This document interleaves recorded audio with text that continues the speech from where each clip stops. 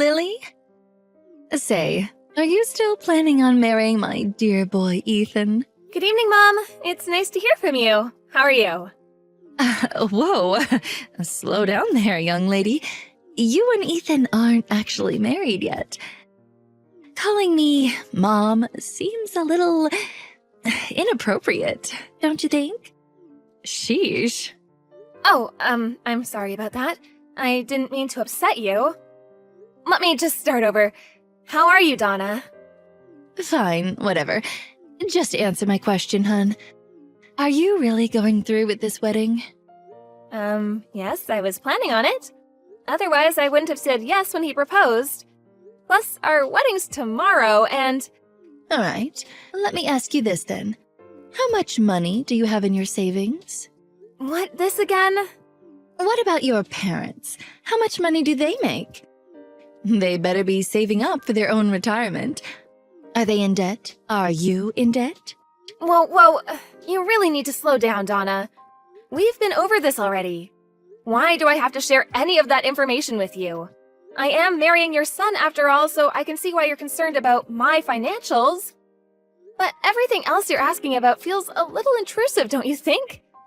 You keep bringing up my parents. What do they have to do with anything? I've told you this before. Stop responding to my questions with new questions. All I need you to do is give me your answer, and we're done. Why is that so hard for you to understand? Well, as I've told you before, we don't have any debt. As for all your other questions, I can't answer them until I know what your intentions are. Fine, I see how it is. If you can't give me a straight answer, even on the night of your wedding, I guess that's just how it's going to be. I've had enough. Don't even bother. I will see you tomorrow. Okay, good night, Donna.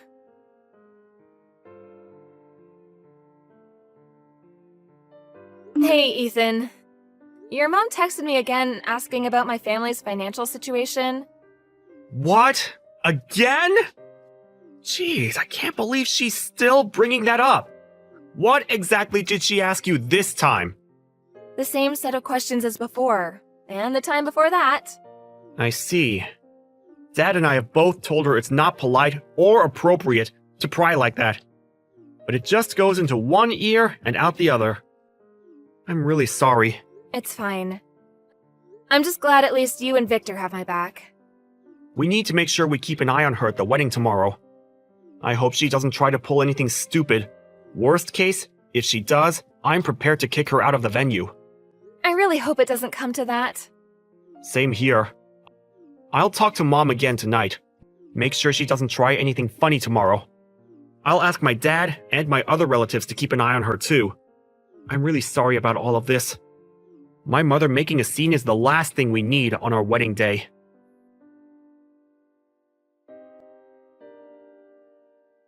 I'm glad at least the ceremony went well. You were absolutely stunning. Oh, thanks, dear. Now we just have to get through the reception. I hope it goes well. Well, Mom's been pretty quiet so far, so I'm hoping that's a good sign. If she can behave herself for the rest of the day, everything will be good. The scowl on her face makes me a little nervous, though. Yeah. She's definitely not doing a good job masking her mood. But maybe she realizes she shouldn't do anything rash? All of our friends and relatives are here too, after all. I hope you're right. All I want is for everyone to have a good time and for the reception to go smoothly.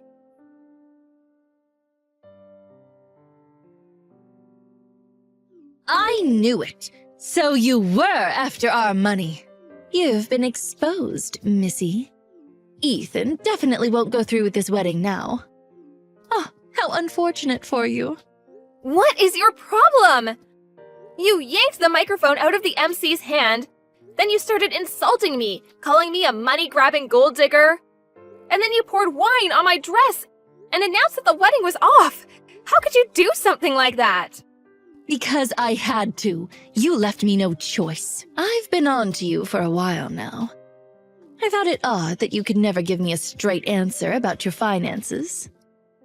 Something smelled fishy. But listening to your father's speech made it very clear to me. You were only with Ethan so you could get your hands on our money. You were so close. You must have been ecstatic about the opportunity to marry the son of a CEO. Well, too bad. Have you lost your mind? What part of my father's speech could have possibly made you think that? You better have a good reason for interrupting him, because that was incredibly rude. I'll give you 3 good reasons. First of all, he said that you went to a vocational school. Your family must have been so poor that the option of going to college was never even in the cards. Second of all, your father said that he was sick. Therefore, he can't work. So that means, when my husband and I met your parents for the first time, he lied to us about working as a cook. And third of all, your mother works full-time. What woman would choose to do that if your family wasn't in need of money? Your mother could have been a stay-at-home mom. But that's not the case. So, there you have it. All the evidence I need to conclude that the only reason you were trying to marry Ethan was so that you could be the wife of a future CEO and take all our money. Not so smug now, are you? You deceitful low-class bimbo. You have no place in my family. Uh-huh, I see. Fine then, the wedding is canceled. I hope you're pleased with yourself. I am, indeed. Now, get lost, you beggar.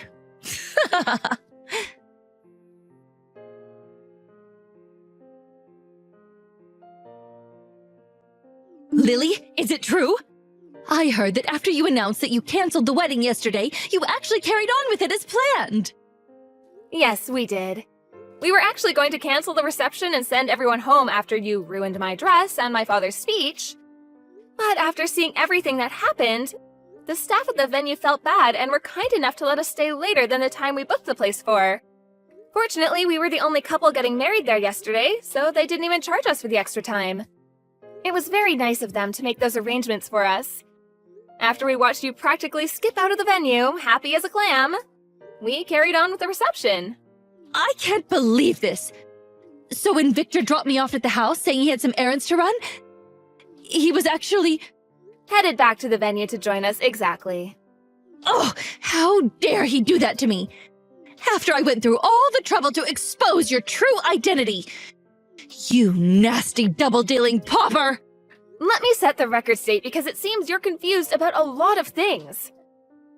I don't need you to be making any more presumptions about me and my family. Confused? Presumptuous? Please, I know exactly what's going on. You foolish little girl. You're still trying to trick me, aren't you? Trust me, I'm not. You seem to be missing a lot of context because you interrupted my father's speech and never listened to the end of it. First of all, yes, I did go to a vocational school. I chose to go to the culinary school so I could help my dad out with the business. The business? What business? You seem to think he works at a restaurant as a cook? Which I guess isn't entirely wrong, but there's more to it. He's the head chef at the restaurant he owns. I'm sorry, what? I went to culinary school so I could learn the basics and prepare myself before I started working with my dad at the restaurant. The head chef and owner of a restaurant? What are you even talking about? My great-grandfather opened a gourmet Italian restaurant way back in the day, and our family's been running the business for decades. As for my dad being sick, that was back when I was in high school. Thankfully, his recovery went well. He's all better now and works in the kitchen every day. But he never mentioned anything like that. If you recall correctly, in the speech, he mentioned the time he got sick. He never said he was chronically ill.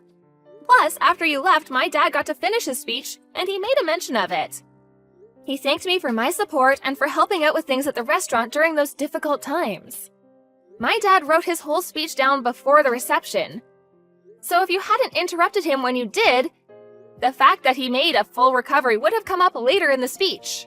I didn't think there was much more to it.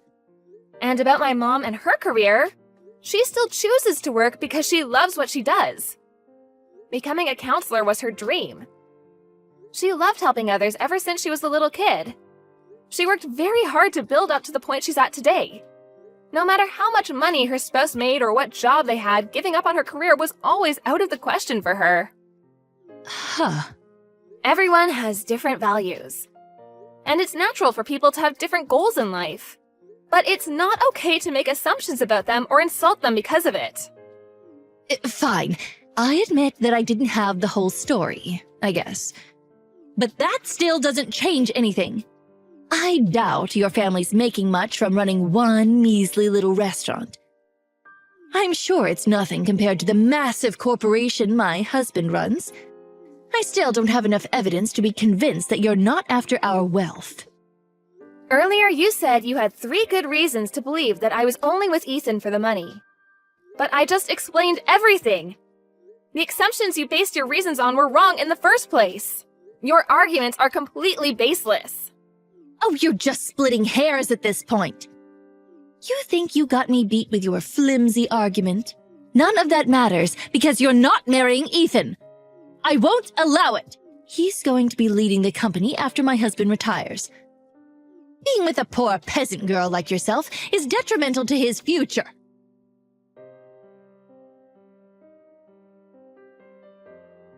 Lily! I'm so sorry about my mother's behavior. I have no idea what's gotten into her, but it's completely unacceptable. I'm okay, Ethan. At least you and your dad are on my side. Of course we are. We know you and we know your character. You're a kind, hardworking, and loving person. Thanks. I really appreciate that. So, I have something I wanted to talk to you about, and I want my dad and your parents to be there to hear it.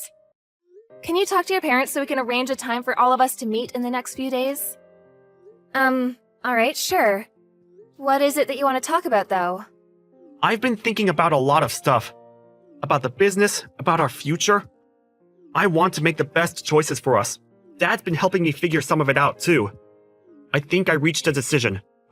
But I wanted to run it by you and your parents first. Okay. I'll check my parents' schedule and get back to you. Thank you. I appreciate it. We'll talk soon.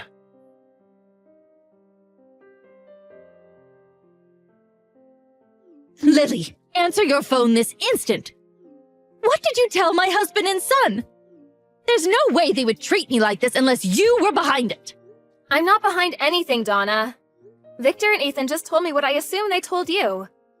Ethan said he wanted to take my family's name and cut ties with you. And Victor said he was going to officially announce that Ethan's cousin Sean will be taking over the company after he retires. Oh, and that he's also planning on divorcing you. At least that's what my parents and I were told. That's all I know. You can't be serious! Why wasn't I part of this conversation? Oh, unbelievable. Well, considering the way you behaved at the wedding, I'm not surprised that Victor and Ethan felt they wouldn't be able to have a rational discussion with you. It might feel unreasonable, but I can't really blame them. This is an outrage. After 30 years of marriage and dedicating my life to being a devoted housewife and supporting my husband while he ran his family's company. What irks me the most is that Victor's telling me that when we split our assets after the divorce, he's going to make me take part of my share and pay you for the damages that I caused at the reception. $50,000! All of his relatives are saying it's only fair, but they're wrong. Everyone's being so cruel to me. I can't stand this.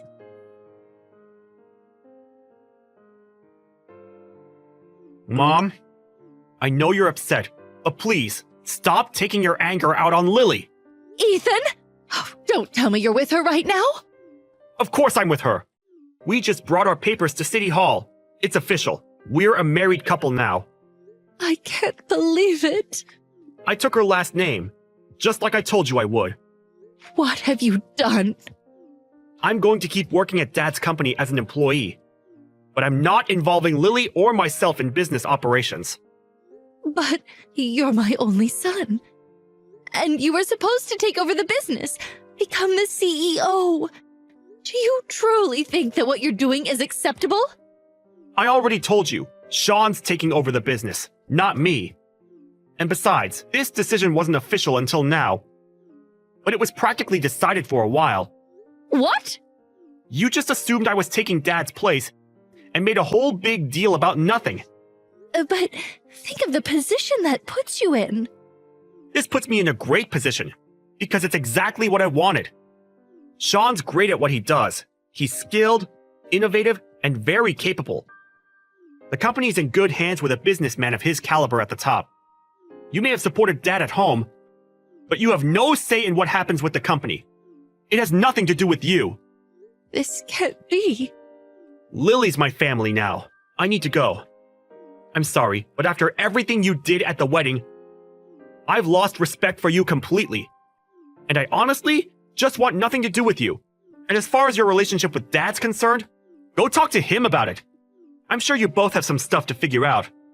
Ethan, no. Please wait. Bye, Mom.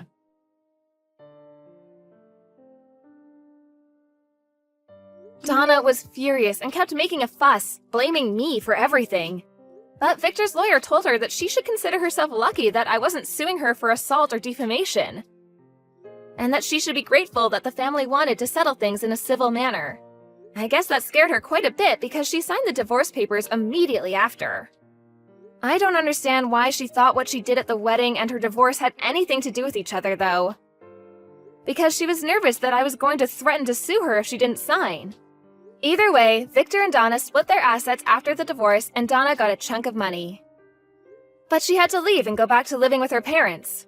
Bad news travels fast, apparently, because all of her friends and neighbors knew about what she did. Donna overheard one of her neighbors gossiping about her one day and punched her in the nose. The neighbor had to go to the hospital and sue Donna for medical expenses, so the money she got after the divorce was completely gone. Her parents kicked her out of their house, and apparently she lives in a town far away now. All alone, working to support herself every day.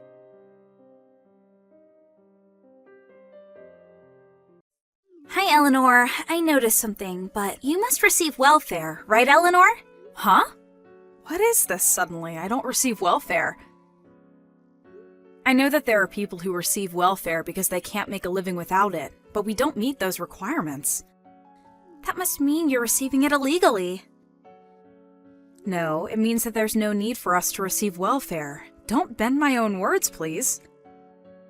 But you're a single mother no matter how you look at it, right, Eleanor? And you're not working no matter how you look at it as well. But you still manage to make a living, which must mean that you're receiving welfare. I already told you this several times, right? I have a husband and he has a job, so we have no problem supporting ourselves. But I haven't seen your husband even once in the last 3 months since I moved here. He's been on a business assignment for a year and he's going to be returning soon. There's no use lying like that. I'll find out immediately. Please don't make me repeat myself. Can you not understand what I'm telling you? I told you, I understand that you're receiving welfare. No! No need to get mad. If you really have no intention of understanding, then please don't contact me anymore. I'm not going to deal with you any more than I have to as well from now on. Huh? I still have household chores to do, so goodbye. Hi, Eleanor. I just arrived at the station. Welcome home, Christopher. I can't believe that your one-year assignment is finally over. Yep, it's finally over. Thanks for taking care of the house while I was gone. No problem. Oh, you're going to be visiting your parents' house first, right? Yep. It's on the way to our house, so I can't really just pass it by. And I want to visit my father's grave as well. By the way, I invited your mother to dinner today. Oh. Is that so? It's your mother we're talking about, so she's probably going to make you go home quickly to see your wife and children, which is why I invited her to dinner. I understand. Got it. So, I should bring Mom with me, right? Yep, thanks. Hi, Eleanor. Sorry, but could you come pick me up at the north exit of F Station? What? F Station is the station nearest your office, right? What happened? Well, you see, ever since I went to work on the day after coming home from my assignment, I've been being followed by a strange woman. Huh? Seriously? Well, at first I thought it was just a coincidence or that I might just be imagining things, but at first I just saw her in the station or in the train, but today she was waiting for me in front of my office. What? I go to the station nearest our house, the station by bicycle, so I think she doesn't know where we live yet, but I walk from F station to my office, and I think that's when she must have followed me. I was stalked just back then from the office to F station. For some reason, I think she was trying to hug me. Huh? That's when I panicked and fled into the men's bathroom to the north exit stairs and... It isn't someone from your company, right? It probably isn't. Almost all the women who enter our office wear suits or casual office clothes, but this woman wears clothing that's extremely revealing and wears extremely heavy makeup. No woman from our company dresses like that to work. It's probably meant as some sort of fashion. It makes her stand out in a bad way. I think she's probably in her late 30s. Just listening to your description gives me the shivers. Looking at her is worse. All right, I'll come pick you up. I'll have to give our children to your mother, so it might take a while. It's all right, I can wait. I'll call Mom about it as well. Yep, thanks. Wait for me there. Eleanor, could you come out of your house for a second? Huh? I'm waiting at the park near your house. What is it, Emma? I told you I didn't want to have to deal with you any more than I have to. Just come out, will you? There's something very important that I want to tell you. Fine, I'll come and meet you. Don't run away! I chased you to your house, but you drove away by car. My cheeks started swelling because you punched me, so my husband is driving me to the clinic. What? The clinic? Your husband? Goodbye. What are you saying? You're a single mother, right? Hi, Eleanor. You should have returned home from the clinic by now, right? Then it's time for you to explain. That's what I wanted to tell you. Just what do you think you're doing? As soon as you saw me, you punched me in the face. I don't remember doing anything to deserve that. Stay away from my boyfriend. Get away from him now, you slut! Your boyfriend? I'm not seeing any men except my husband. Stop lying. Your life is so full of lies. You lie that you have a husband even though you're a single mother, and you won't admit that you're receiving welfare. Not only that, but now you're trying to steal my boyfriend. What do you mean you're not seeing any men except your husband? I'm trying to ask you who this boyfriend of yours you're talking about is. He's my boyfriend. I'm asking for his name. His name is Mr. Neal. What? It was 1 week ago. He picked up the handkerchief that I dropped on the stairs at the station. The moment he handed me the handkerchief, we fell in love. And in the one until yesterday, the two of us have been meeting on his way to and from work and went on multiple dates in the train. The two of us got to know each other during this time, and I thought that today I would wait in front of his office and spend the night with him at a hotel. I even got all dressed up, but then he became shy and fled, so I chased him to the station. I was waiting for him in front of the men's bathroom when you came in your car and drove him away. Where did you hear the name Neal? I followed him home on the day we met, and I read it on the nameplate in front of his house. You see, whenever I try to ask him for his contact information, he gets shy and tries to escape. Without thinking, I parted the crowd and followed him. Is it the case that the day this man picked up your handkerchief for you, was it last week Monday? Oh, so he told you about me? If that's the case, then keep your hands off him. But your boyfriend is my husband. Huh?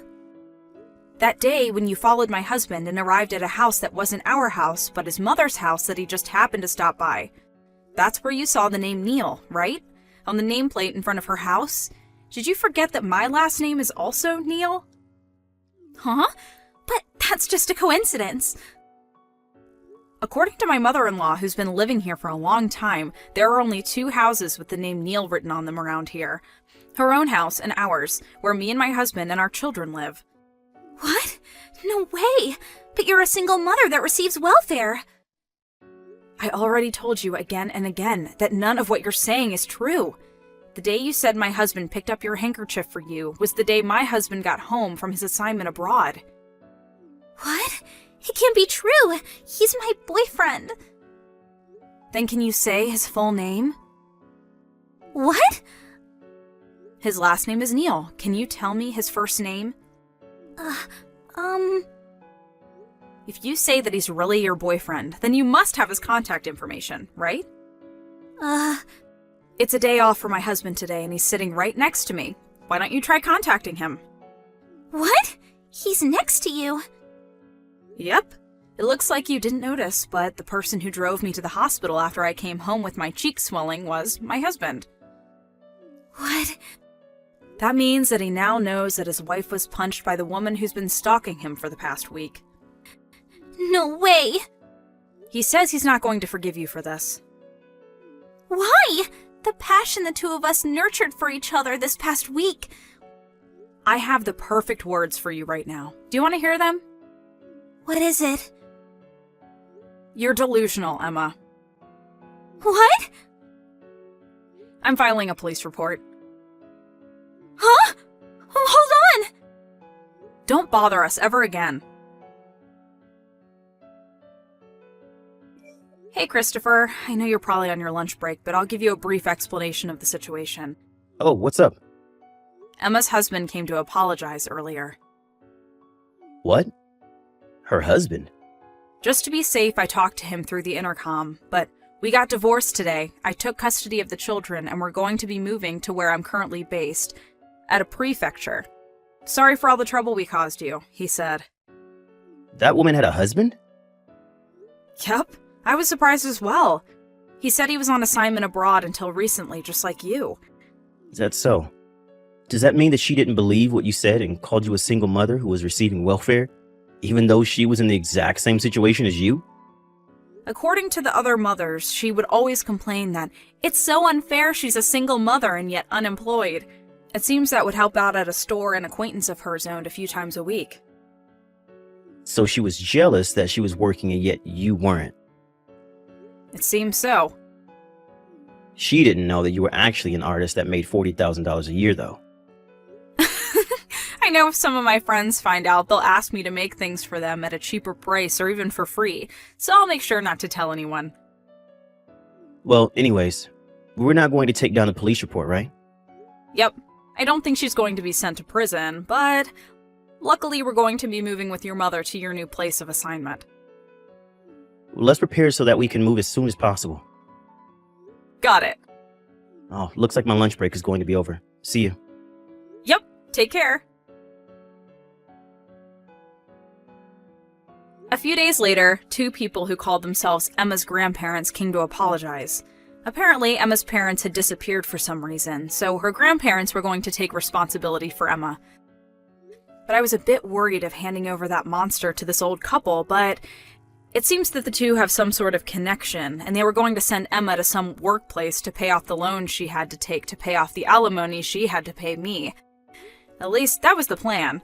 It seems that her delusional disorder wasn't just going to go away that easily, and once again, she started stalking a man at her workplace that she took a fancy of. She was fired from work and was once again forced to pay an alimony. Apparently, she went into huge debt after that, and no one's seen her since.